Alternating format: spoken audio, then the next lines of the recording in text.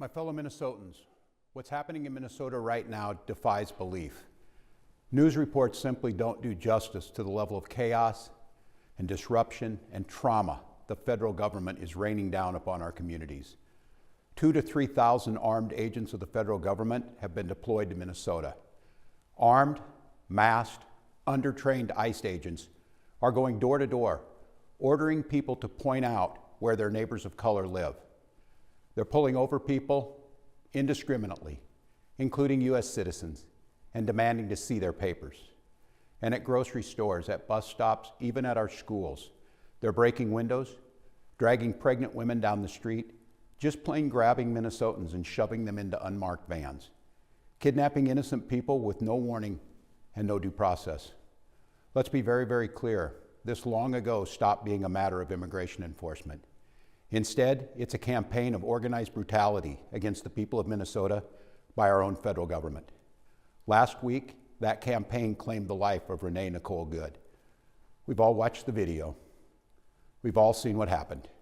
And yet, instead of conducting an impartial investigation so we can hold accountable the officer responsible for Renee's death, the Trump administration is devoting the full power of the federal government to finding an excuse to attack the victim and her family. Just yesterday, 6 federal prosecutors, including the longtime career prosecutor leading the charge to investigate and eliminate fraud in our state's programs, quit their jobs rather than go along with this assault on the United States Constitution.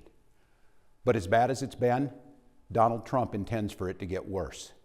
This week, he went online to promise that, quote, "the day of retribution and reckoning is coming."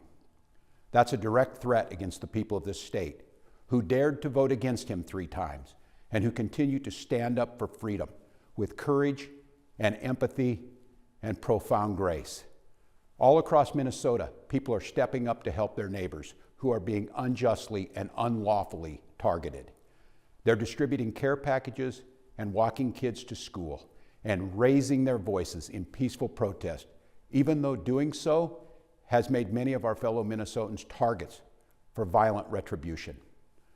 Folks, I know it's scary, and I know it's absurd that we all have to be defending law and order, justice, and humanity while also caring for our families and trying to do our jobs. So tonight, let me say once again to Donald Trump and Kristi Noem, end this occupation. You've done enough. Let me say 4 critical things to the people of Minnesota. 4 things I want you to hear as you watch the news and look out for your neighbors. First, Donald Trump wants this chaos. He wants confusion. And yes, he wants more violence on our streets. We cannot give him what he wants. We must protest loudly, urgently, but also peacefully. Indeed, as hard as we will fight in the courts and at the ballot box, we cannot and will not let violence prevail. You're angry, I'm angry. Angry is not a strong enough word, but we must remain peaceful. Second, you are not powerless, you are not helpless, and you are certainly not alone. All across Minnesota, people are learning about opportunities, not just to resist, but to help people who are in danger. Thousands upon thousands of our fellow Minnesotans are going to be relying on mutual aid in the days and weeks to come, and they need our support. Tonight, I want to share another way you can help. Witness. Help us establish a record of exactly what's happening in our communities. You have an absolute right to peacefully film ICE agents as they conduct these activities. So carry your phone with you at all times. And if you see these ICE agents in your neighborhood, take out that phone and hit record.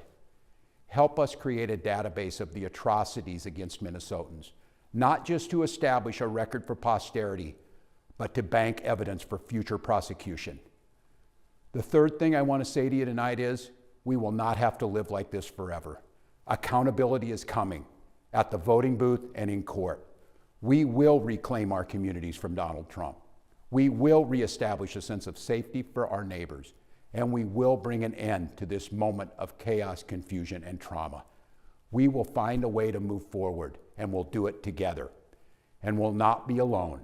Every day, we are working with business leaders, faith leaders, legal experts, and elected officials from across this country. They've all seen what Donald Trump is trying to do to our state, and they know their states could be next. And that brings me to the fourth thing I want to say tonight, Minnesota, how incredibly proud I am of the way that you've risen to meet this unbearable moment. But I'm not at all surprised, because this is who we are. Minnesotans believe in the rule of law, and Minnesotans believe in the dignity of all people. We're a place where there's room for everybody, no matter who you are, or who you love, or where you came from. A place where we feed our kids, we take care of our neighbors, and we look out for those in the shadows of life. We're an island of decency in a country being driven towards cruelty. We will remain an island of decency, of justice, of community, of peace. And tonight I come before you simply to ask, don't let anyone take that away from us. Thank you, protect each other, and may God bless the people of Minnesota. For more such videos, subscribe to the Newsx YouTube channel, hit the bell icon.